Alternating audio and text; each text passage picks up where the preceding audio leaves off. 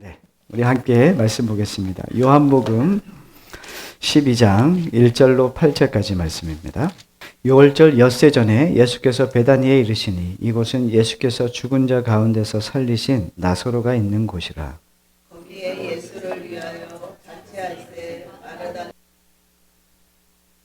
옆에 앉아 마리아는 지극히 비싼 향유 곧 순전한 나드 한 근을 가져다가 예수의 발에 붓고 자기 머리털로 그의 발을 닦으니 향유 냄새가 집에 가득하더라. 제자 중 하나로서 예수를 잡아 이를 가로주다가 말하되 이 향유를 어찌하여 300데나리온에 팔아 가난한 자들에게 주지 아니하였느냐 하니 이렇게 말하면 가난한 자들은 생각하게 하고 그는 도둑이라 돈길개를 맞고 거기 넣은 것을 훔쳐가리라. 예수께서 이르시되 그를 가만두어 나의 장례할 날을 위하여 그것을 간직하게 하라. 가난한 자들은 항상 너희와 함께 있거니와 나는 항상 있지 아니하리라 하시니라. 아멘. 할렐루야. 자, 향유 냄새가 가득하더라 라고 하는 주제로 말씀을 나눕니다. 이스라엘의 최대 명절은 유월절입니다. 유월절을 앞두고 수많은 사람들이 예루살렘으로 모여들었습니다.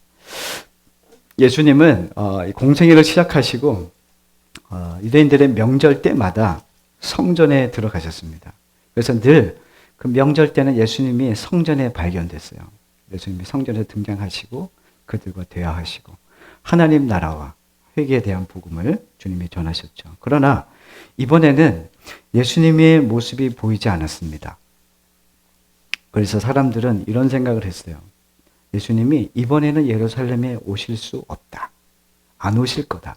왜 이런 얘기를 하냐면 오늘 본문 전에 있는 11장 57절 말씀을 보면은 그 사실이 왜 그런지 알게 됩니다. 우리 함께 읽어볼까요? 요한복음 11장 56, 57 그들이 예수를 찾으며 성전에 서서 말하되 너희 생각에는 어떠하냐? 그가 명절에 오지 아니하겠느냐 하니 이는 대제사장들과 바리새인들이 누구든지 예수 있는 곳을 알거든 신고하여 잡게 하라 명령하였음이로라. 아멘.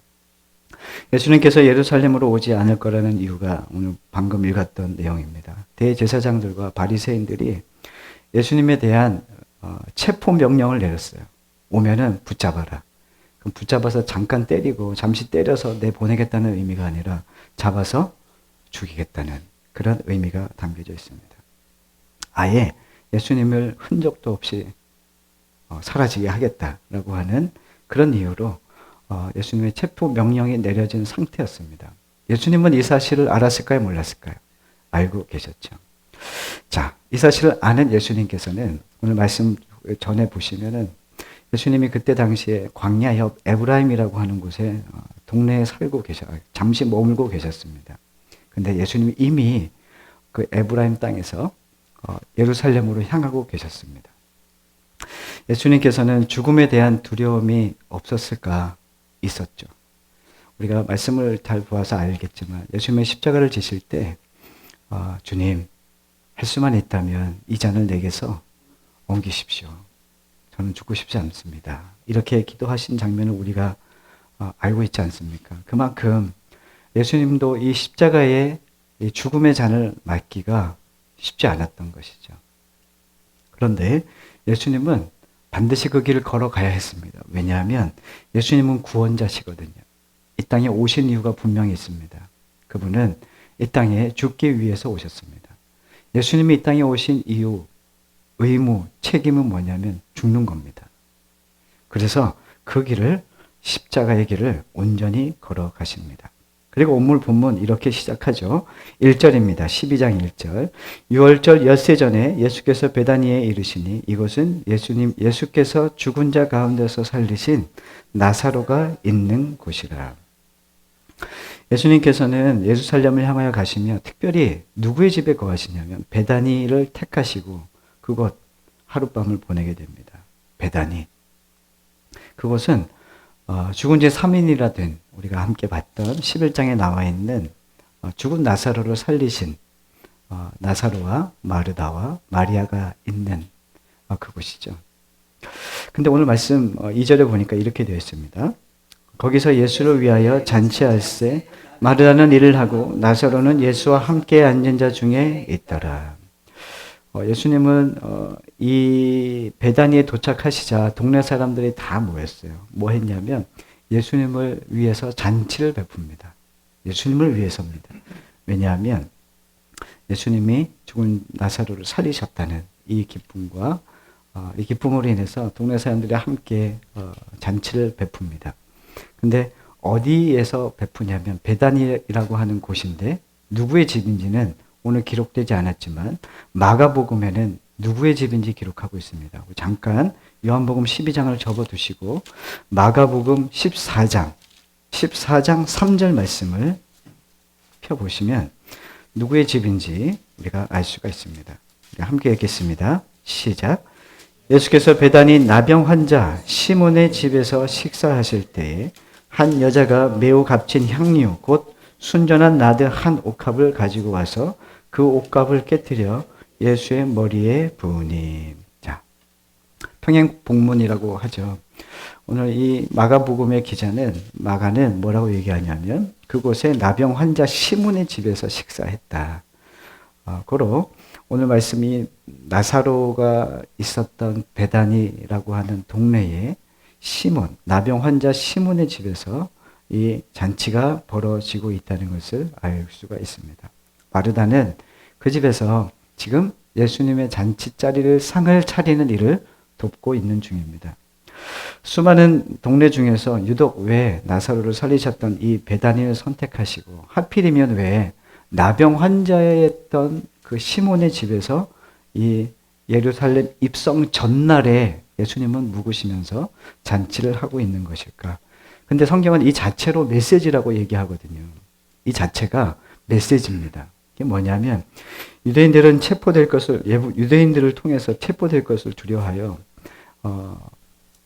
예루살렘으로 오지 않을 거라고 사람들은 생각했어요. 그런데 예수님은 예루살렘으로 입성하십니다. 그 이유는 하나죠. 나사로를 살려주셨듯이 인류가 죽어가고 있습니다. 인류에는 그 마지막은 사망이에요.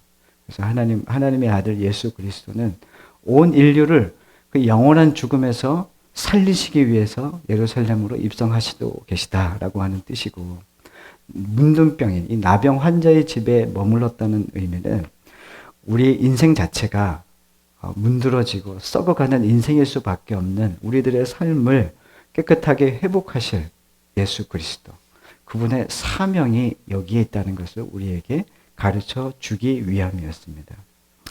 그래서 베다니, 그 다음에 이 나병 환자 시몬의 집에 머무르시고 계신 것이죠. 우리도 똑같습니다. 우리도 이 베다니 나사로와 같이 또 나병 환자 시몬과 같이 죽음과 또 문드러진 인생일 수밖에 없는데 주님께서 우리에게 오셔서 죽음을 생명으로 또 문드러진 일생일 수밖에 없고 또 좌절과 근심과 절망일 수밖에 없는 우리들의 삶을 회복하셔서 아름다운 주님의 그 삶을 우리에게 주시기 위하여 주님께서 오늘 우리를 이 예배의 자리로 불러주신 줄 믿습니다. 우리를 찾아주신 주님 앞에 우리는 어떠한 삶을 살아야 될까? 이제 3절 말씀을 통해 우리가 찾아보도록 하겠습니다. 3절 말씀입니다. 마리아는 지극히 비싼 향유 곧 순전한 나드 한 간을 가져다가 예수의 발에 붓고 자기 머리털로 그 발을 닦으니 향유 냄새가 집에 가득하더라. 지극히 비싼 향유 곧 순전한 나드는 고급 향유입니다. 그래서 이스라엘 지역에서는 찾을 수 없고 멀리 히말라야 산맥 그 어느 그 지방에서만 나는 아주 구하기 힘든 향나무로 만든 향유라고 합니다. 그래서 이스라엘에서 이것이 유통되는 향유 중에서는 가장 비싼 향유였대요. 그래서 누구든지 다 이것을 살 수 있는 건 아니었고 정말 거래하기도 유통되는 것도 많지 않았던 것으로 전해집니다. 나사로의 동생 마리아는 그 비싼 향유를 무려 한 근입니다. 한 근이나 가져와서 예수님의 발에다가 붓습니다. 예수님의 발에 붓고. 그것도 모자라서 마리아가 무릎을 꿇고 그 부은 예수님의 발 앞에 자신의 머리칼로 예수님의 발을 씻어드리는 장면을 보게 됩니다. 그때 그 집에 향유 냄새가 가득했다라고 하는 성경의 본문이 오늘 3절의 본문이죠. 그 향유의 냄새가 얼마나 강했는지 그 향유 냄새가 지금도 나지 않습니까? 납니까? 나십니까? 나십니까? 이것은 어떤 그 물리적인 향유의 냄새이기보다는 지금 우리에게 길이요 진리요 생명이신 예수 그리스도 그분의 향기로 지금 우리에게도 전해지고 있습니다. 이 향기를 맡으시길 간절히 소망합니다. 네. 유대인들은 잔치를 할 때 그날의 주인공의 머리 위에 향유를 붓는 관습이 있었대요. 그래서 그 사람에게 향유를 붓는 이유는 그 사람이 주인이다. 그 사람이 오늘 주인공이다 라고 하는 뜻이었대요. 그래서 야 주인공이 오늘 너니까 모든 영광을 너가 받아라. 그러면서 이제 그 향유를 부었다고 합니다. 근데 베다니에 도착하신 예수님을 위해 잔치를 벌이는 까닭, 나사로를 살리신 것을 기념하기 위함인데 그때 주인공은 주님이셨는데 근데 마리아가 예수님의 머리에 붓는 것, 마가복음에서는 예수님 머리에 부었다고 표현하지만 오늘 요한복음에서는 예수님의 발에 붓습니다. 이게 좀 다른 부분인데 같은 장면을 경험한 것 같으나 다르게 표현하고 있는 것을 우리가 알 수가 있죠. 머리가 아닌 발에 예수님의 향유를 부어드리는 그리고 자신의 머리칼로 닦는 이유는 무엇일까? 요한이 지금 전하고자 하는 메시지의 그 본인은 무엇인가 봤더니 그것은 이것입니다. 이 행위 자체가 인간이 취할 수 있는 가장 낮은 자세라는 거죠. 경배한다라고 하는 표현입니다. 이 표현이 그분을 경배한다라고 했을 때 그 경배하는 그 대상이 나의 주인이심을 고백하는 거예요. 그럼 나는 뭡니까? 종이라는 것이죠. 마르다는 예수님 앞에 자신을 가장 비싼 향유, 나드 한 근을 가지고 그분 예수님의 발에 붓습니다. 그리고 자신의 머리털로 닦으면서 나는 주님의 종입니다. 주님만이 나의 주인이십니다. 라고 하는 결단의 표시, 결단의 행위가 오늘 본문에 나와 있는 이 모습이었습니다. 그런데 마리아가 주님 발 앞에 부어드린 향유는 보통 향유가 아니라고 말씀드렸는데 가장 비싼 나드 향유. 근데 몇 방울도 아니라 한 근이나 되는 엄청난 양이었습니다. 가격으로 따지면은 300데나리온입니다. 300데나리온. 근로자가 하루 임금 1데나리온입니다. 그러면은 뭐 휴일 빼고 뭐 주일 빼고 뭐 이렇게 쉬는 날 빼면은 며칠 정도 일해요? 한 300일 정도 일하겠죠. 그러면은 이 마리아는 1년치 봉급을 주님 앞에 쏟아 부은 거나 마찬가지죠. 자, 그럼 지금으로 계산하면 얼마 정도 될까요? 제가 하루 노동자의 봉급을 한 15만 원에서 20만 원으로 볼 때 거의 5천에서 6천만 원 정도 되더라고요. 근데 그 순간 마리아는 그에게 가장 소중한 것이었습니다. 아끼고 아꼈던 그것을 주님의 발에 붓습니다. 이 행위가 자신의 삶을 예수님이 나의 주인 되시고 주인 되신 주님 앞에 나의 삶을 의탁한다라고 하는 의미였던 것이죠. 그 향유가 주님 발에 부어질 때 그 집에 향유의 그 향기로 냄새로 가득했습니다. 그때 나병 환자에게 있었던 썩어 문드러지는 냄새는 온데간데 없어지겠죠. 그렇죠? 그 향유로 인해서 그것에 참 진리 되시고 생명이신 주님의 숨결과 주님의 향기만이 드러났을 겁니다. 자, 이어지는 본문은 4절 5절입니다. 우리 함께 읽도록 하겠습니다.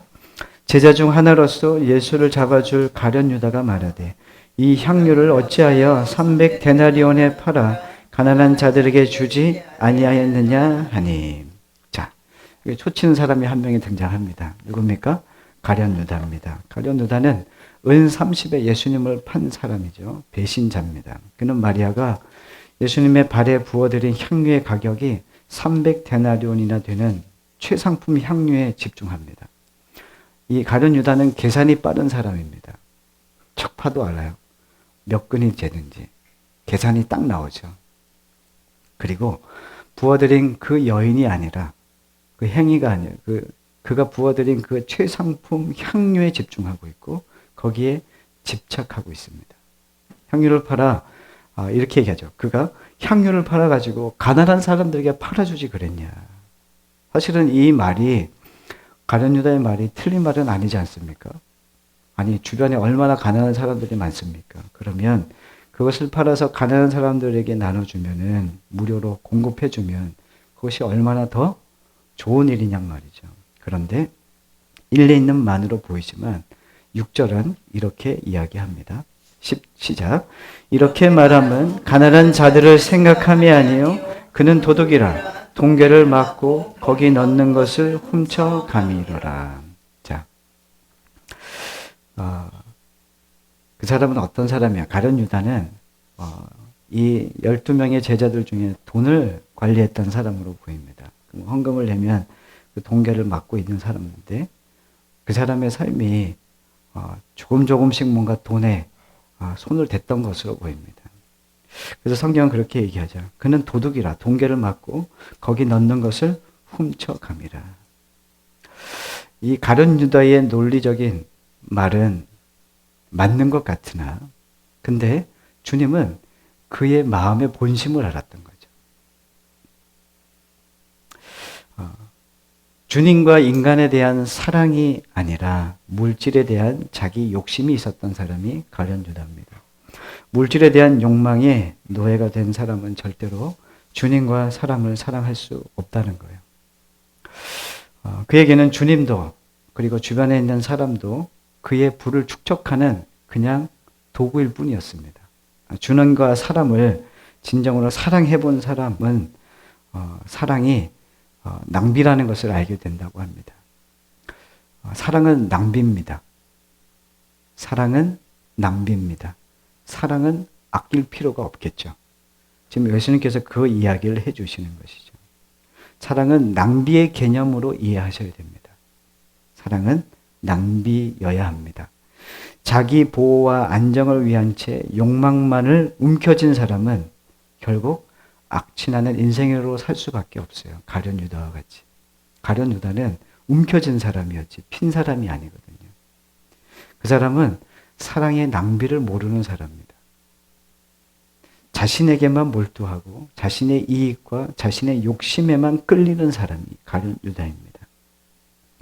주님의 발 앞에 무릎을 꿇고 자신의 인생을 송두리째 주님께 바친 마리아를 통해서는 아름다운 진리와 생명의 향기가 발산되고 있습니다. 그런데 그의 옆에 있는 예수님의 제자였던 가룟 유다에게는 추악한 욕망과 썩어 문드러지는 악취가 진동하고 있습니다.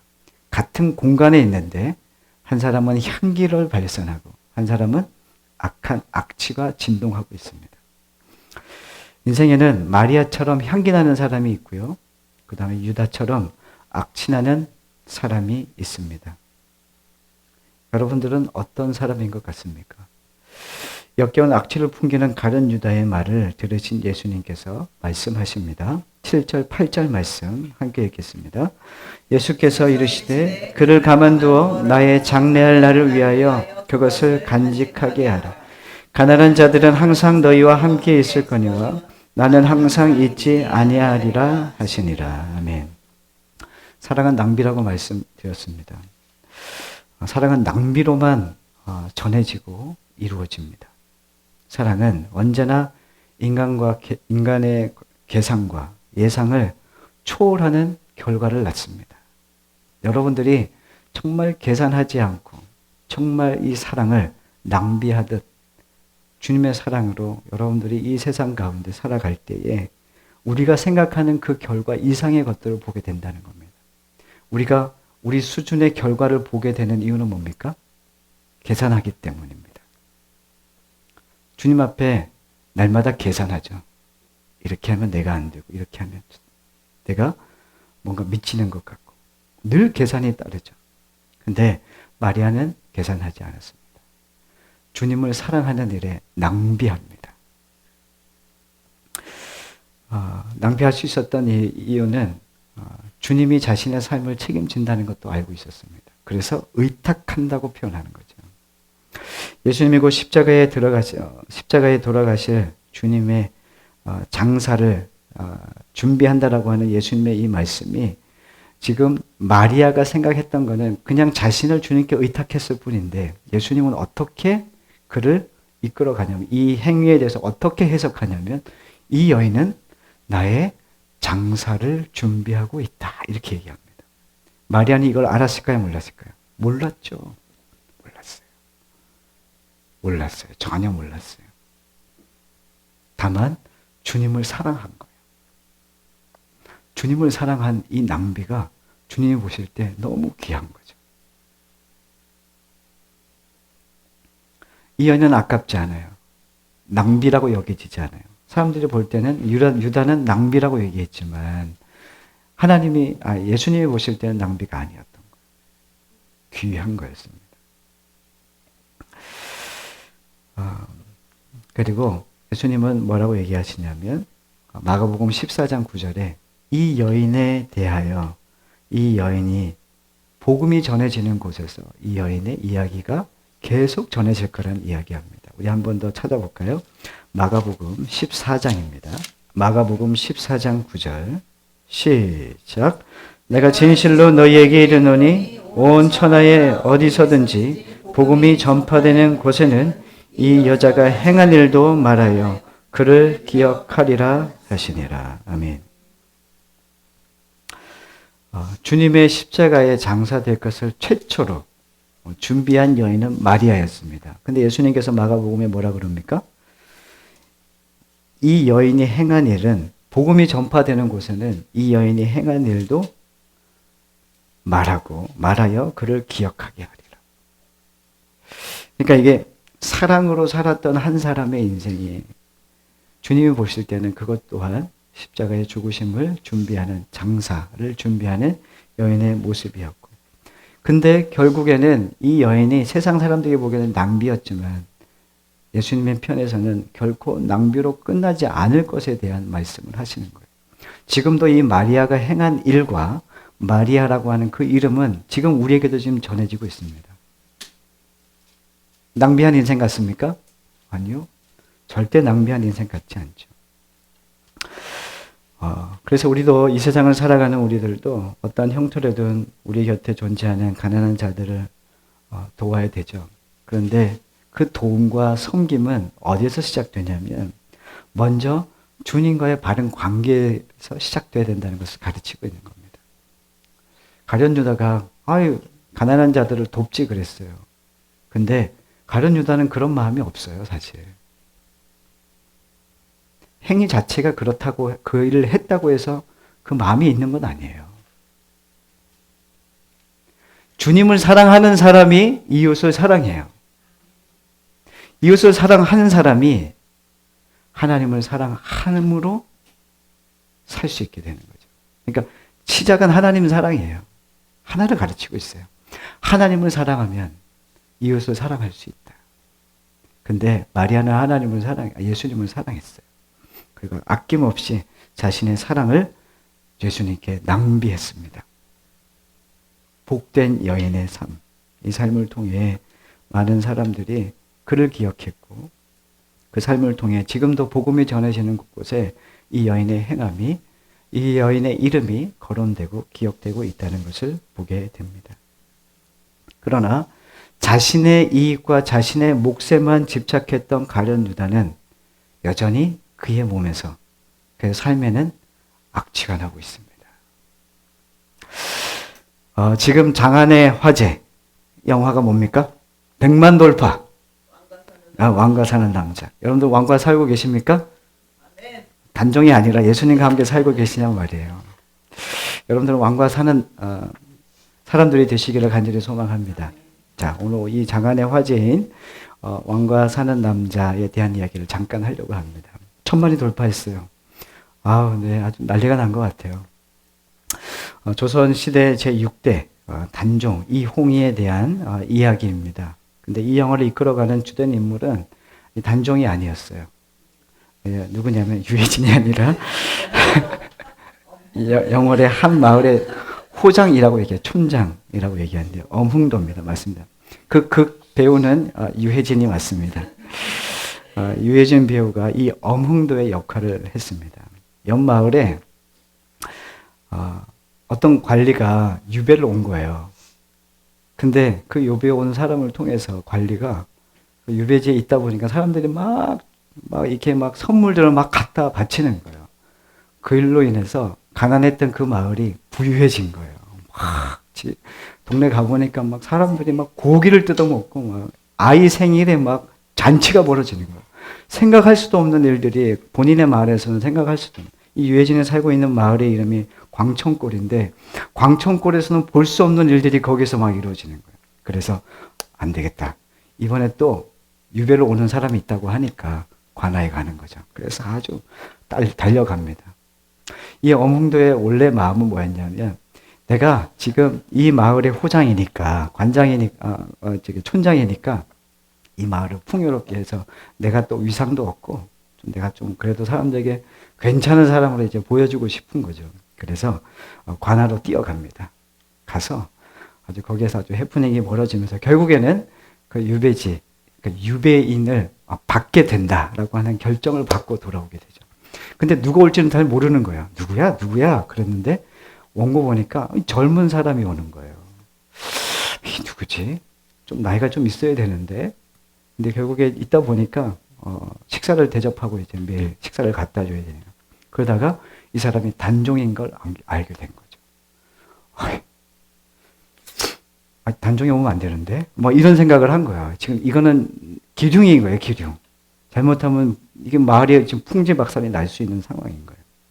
그런데 밥을 갖다 주면 이게 너무 스푼가?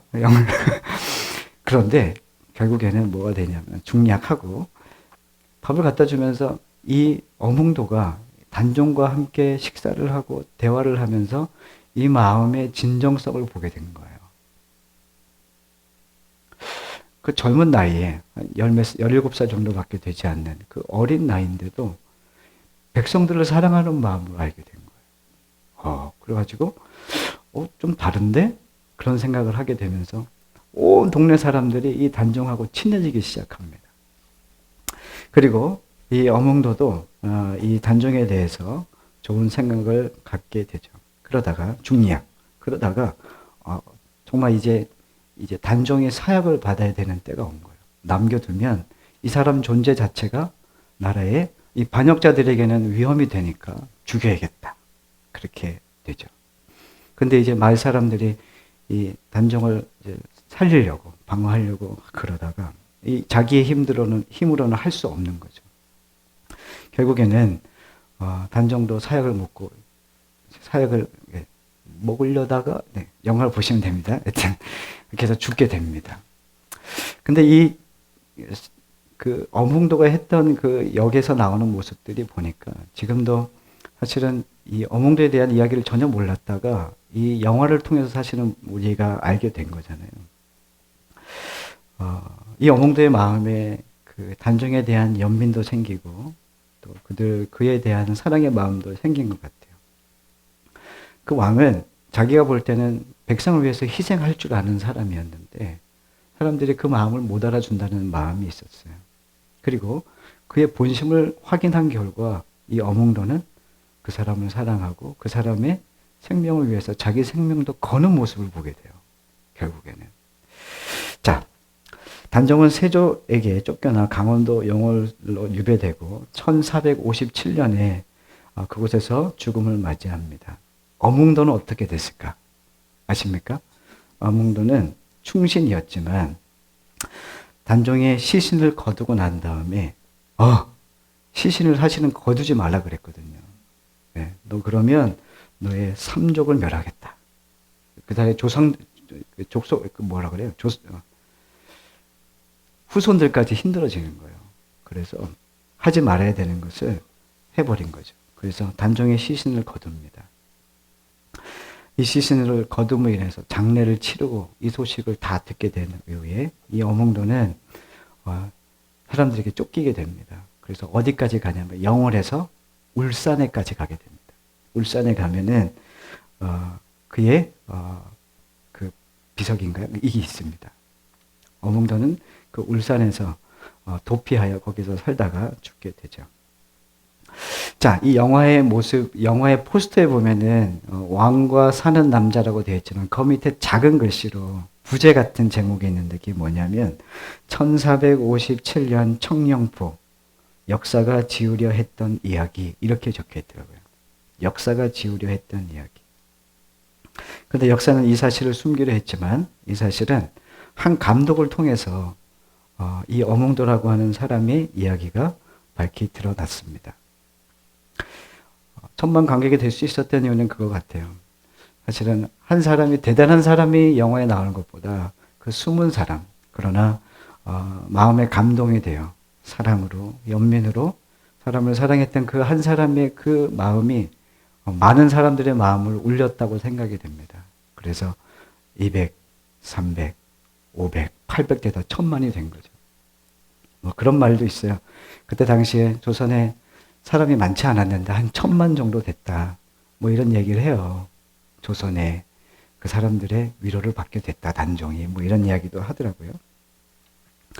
저는 이 충신 어몽도라는 사람의 연민과 진정성만으로도 많은 사람에게 아름다운 향기로 전해지듯 오늘 이 마리아가 예수님의 발 앞에 부어드린 순전한 나드 한 근이 온 집안에 가득 채웠고 지금 우리에게도 그 향기가 맡아지는 이 모습과 연결짓게 되었어요. 아, 그렇지. 근데 우리가 내가 주님을 사랑하고 주님 앞에서 이렇게 살아가는 것이 무슨 크게 대단한 일이 될까라고 생각되지만 이 마리아는 내가 대단한 일을 해서 내 이름을 내고 내가 대대에 거론되는 사람이 될 거야 라고는 생각은 전혀 안 했어요. 단지 예수님을 사랑했습니다. 그래서 자신이 가장 아끼던 것도 드리는 것도 전혀 아깝지가 않았어요. 그리고 주님 앞에 온전히 자신의 것을 다 내어드렸습니다. 그 방 안에 나병 환자의 향기가 악취가 났었는데 그 향기로 말미암아 그 썩은 냄새는 사라지고 악취는 사라지고 주 예수 그리스도 그 아름다운 향유의 향기가 나고 있다는 것을 우리는 성경을 통해 보게 됩니다. 우리 이제 질문을 해야죠. 나는 어느 쪽입니까? 나는 마리아와 같은 향유가 나는 인생을 살고 있습니까? 아니면 악취가 나는 가룟 유다와 같은 삶을 살고 있습니까? 주님께 연결되지 않은 사람은 아무리 부정해도 나는 악취 아닙니다. 나는 좋은 냄새 나요. 이렇게 얘기하지만 분명 그 사람의 몸에서는 삶에서는 악취가 날 겁니다. 어릴 적 저 이웃집에 그분이 계셨어요. 손이 이렇게 마비되신 분이 계셨어요. 그래서 그분은 오른쪽 손을 쓰지 못하셨는데 왼쪽 손이 보통 사람의 2배로 큽니다. 근데 이 한 손으로 모든 걸 다 해요. 삽질을 이 한 손으로 합니다. 소똥을 치우는데 이 한 손으로 소똥을 치는 거 보셨어요? 저는 깜짝 놀랐는데 이 손이 이렇게 오그라들어 있어요. 마비가 되었어요. 근데 의술로도 안 되고요.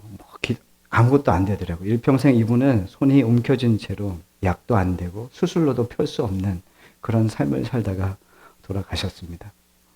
근데 들어보니까 그런 이야기를 하시더라고요. 사람이 이게 살아 계실 때는 이 사람이 손이 오그라든 거죠. 뭔가 움켜진 것 같은. 그런데 언제 이 사람이 손이 펴지냐면 죽었을 때입니다. 죽었을 때 이 평생 오그라 있던, 움켜졌던, 쥐고 있는 모습 같은 이 오그라진 손이 펴진다고 합니다. 전 그때 참, 그 사실에 대해서 되게 놀라웠습니다. 죽어야만 자신의 손에 쥐고 있던 것들이 펴지는 거예요. 가룟 유다에게 필요한 건 뭐였냐면 죽음이었습니다. 그러니까 육체적인 죽음이 아니라 자신의 주인을 바꿔야 됐어요. 자신은 죽고 예수님의 자신의 삶의 주인이 되어야 되는데 여전히 움켜쥐고 욕망에 붙들리고 자신의 이익을 쫓아 살았던 삶이었단 말이죠. 그러니 그의 삶에는 악취만 날 뿐이었습니다. 죽을 때까지 자신의 이 손, 쥐고 있는 것을 놓지 않는 거죠. 죽을 때 여러분들 뭐 가지고 가시겠습니까? 관에는 서랍이 있습니까? 없습니까? 없습니다. 죽으실 때 뭐 가져가실 생각 있으십니까? 아무것도 없습니다. 그냥 맨몸으로 왔다가 맨몸으로 가는 거죠. 우리는 그러한 존재로 살다가 그렇게 갈 겁니다. 사랑하는 우리는 교회 성도 여러분, 죽어서는 하나도 가져가지 못할 것을 우리가 움켜쥐지 않기를, 그런 악취나는 인생을 살지 않기를 간절히 바랍니다. 우리 모두 우리의 인생이라는 이 향유를 주님의 발 앞에 우리가 부어드리기를 간절히 소망합니다. 썩어 문드러진 우리의 영혼을, 악취를 풍기던 우리의 인생을 주님께 온전히 연결하기를 간절히 소망합니다. 우리를 살려주시기 위해서 당신을, 자신을 송두리째 낭비하셨던 예수님의 사랑을 우리가 이 사순절 기간에 깊이 묵상하고, 우리 또한 우리 자신을 낭비함으로 사랑해야 할 사람을 사랑하고 또 그렇게 사랑의 사람으로 살아가는 우리가 되었으면 좋겠습니다. 그때에 진리의 향기, 생명의 향기가 우리를 통해 진동하게 될 것입니다. 그뿐 아니라 우리의 삶의 삶이 결코 낭비로 끝나지 않고 하나님께서 우리를 친히 우리의 삶을 영원히 책임지시고 영원히 풍성하게 하시는 그 결과를 얻게 될 거라는 이 믿음이 우리에게 있기를 간절히 소망합니다.